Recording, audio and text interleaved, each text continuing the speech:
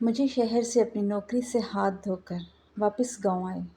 آج دوسرا دن تھا اور ابھی میں صحن میں پڑی چارپائی پر سیدھا لیٹا دھوپ سیک رہا تھا کہ میرے نتنوں میں ہلکی سی ناگوار بو گھسی۔ وہ بو تیز نہیں مگر شدید ناگوار ضرور تھی جو مسلسل مجھے آ رہی تھی۔ میں نے کراہٹ سے ناک سکیڑی۔ اماں، او اماں، یہ بدبو کیسی ہے؟ میں نے جھنجھلا کر اٹھتے ہوئے اماں کو آواز دی اور برا سا منہ بنایا تھا۔ اماں کمرے سے بھاگی ہوئی آئی تھی۔ اماں کا ایک اکلوتا پتر پورے 3 سال بعد اپنی شکل دکھائے تو اس نے یہی کرنا تھا، یعنی ہاتھ کا چھالا بنائے ہوئے تھی، اور میں بھی صحیح نخرے دکھا رہا تھا۔ البتہ ابا میری نوکری سے فراغت کی وجہ جانتے تھے، اس لیے وہ مجھ سے نالاں تھے، اور جب سے میں گھر آیا تھا وہ گھر میں کم پائے جاتے تھے۔ خیر، اماں کو دیکھ کر میں نے ماتھے پر بر ڈالے۔ اماں نے بدبو محسوس کر کے ناک پر دوپٹہ رکھا تھا اور کہا، یہ پڑوس سے آ رہی ہے پتر۔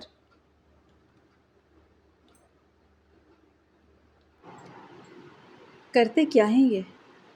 میں نے تیکھی نظر ساتھ والے گھر کی دیوار پر ڈالتے ہوئے کلس کر پوچھا تھا۔ 3 سال پہلے جب میں یہاں سے گیا تھا تو یہ گھر خالی تھا، مگر اب اچانک آباد ہو گیا تھا، اور نہ جانے رہتا بھی کون تھا۔ جو بھی تھا، اگر اس کی ہٹ دھرمی ایسے ہی برقرار رہتی تو میرے عتاب سے نہیں بچ سکتے تھے۔ پتہ نہیں کیا کرتے ہیں اور کیا کر رہے ہیں، ان کو کوئی کچھ کہتا نہیں کیا؟ میں نے گراں گزرتی بدبو سے بچنے کے لیے کمرے کو ہی اپنی بہترین پناہ سمجھا اور اٹھ کر کمرے کی طرف بڑھا۔ 2 جوان جہان لڑکیاں راتوں رات آ کر بس گئیں، نہ جانے کہاں سے، کون ہیں، گھر بار کیسے چلاتی ہیں کون جانے، اور ایسی لڑکیوں سے کون منہ ماری کرے۔ پوچھ گچھ کرنے گئی تھی وہ نکر والی نائی سلما سے،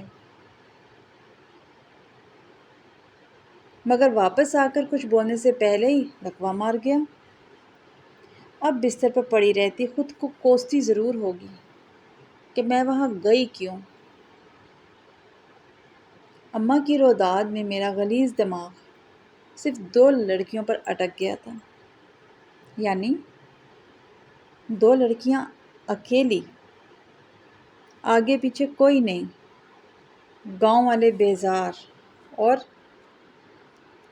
آگے جو میں سوچ رہا تھا، شیطان بھی مجھ سے پناہ مانگے،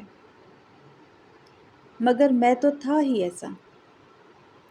ہر نظر کے سامنے سے گزرتی لڑکی کو اپنی بھوکی بھمبوڑ دینے والی نظروں سے تاڑنا اور موقع پاتے ہی داؤ لگا دینا، مگر شہر میں یہ میرے داؤ پیچ کافی کام آئے، جس نے میری بھوک کو 4 چاند لگا دیے۔ اسی لیے گاؤں آ کر بھی میں اسی داؤ کے لیے بے چین تھا، مگر یہ شہر نہیں تھا، گاؤں تھا، جہاں سب کی عزت سانجھی والا رواج تھا، مگر اب مجھے لگ رہا تھا کہ میری تمنا پوری ہو جائے گی۔ شام کو میں اپنے 2 دوستوں نوابی اور گلاب، جو گاؤں کے میرے ہی طرح کے نکمے اور نظر باز تھے، مگر ان کی نظر بازی سے صرف میں واقف تھا، یا وہ لڑکیاں جن کو وہ تاڑتے تھے۔ یار، میں نے سنا ہے میرے پڑوس میں 2 کنواری کلیاں رہتی ہیں۔ میرا انداز نہایت لوفرانہ تھا۔ ہاں، رہتی تو ہیں، مگر یار کل سے میں نے ان کو دیکھا نہیں۔ ارے وہ ایک کلی پانی لینے جاتی ہے نا پگ ڈنڈی سے گزر کر، گلاب نے کہا تھا۔ اچھا، میں نے سوچنے والے انداز میں کہا اور ارادہ کیا کہ کل سے پگ ڈنڈی پر ڈیرا لگانا ہے۔ ہم، لیکن ایک کلی کو نہیں دیکھا ہم نے آج تک باہر، اور کوئی جانتا بھی نہیں کہ یہ کہاں سے آئی، کیا کرتی ہیں، اور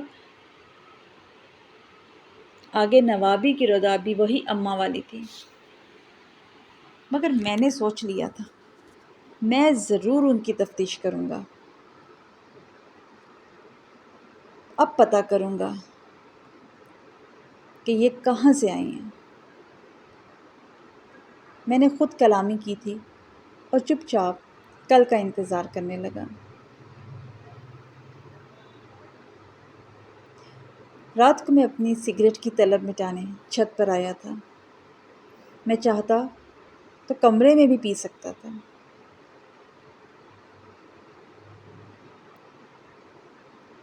مگر میرے اعصاب ابا کی سخت سست سننے سے قاصر تھے،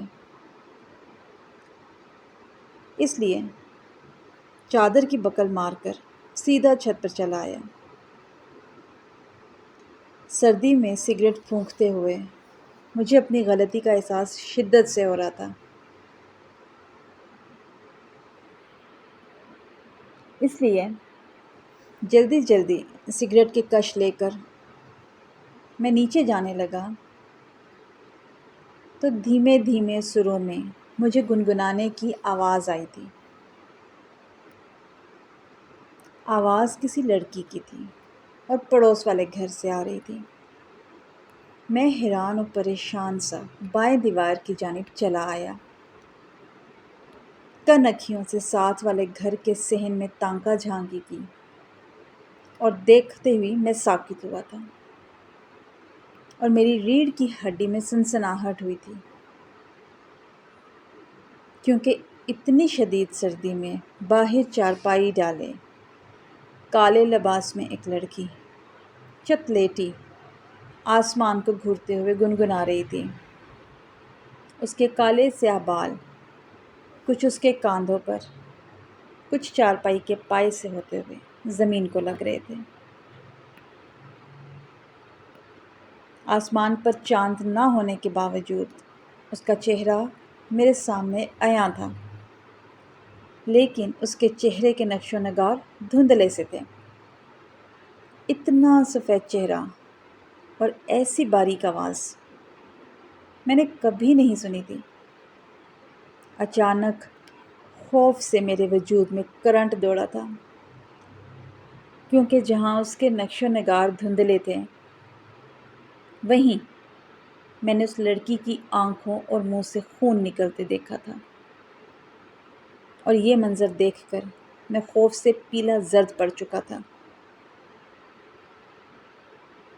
اس کا آنکھوں اور منہ سے خون نکلتا مجھے ایسے صاف دکھائی دے رہا تھا جیسے ہر طرف روشنی ہی روشنی ہو، مگر نقوش چہرے کے ابھی بھی دھندلے تھے۔ اچانک میری آنکھوں کے آگے دھند آ گئی تھی، اور دھند چھٹتے ہی جو منظر میں نے دیکھا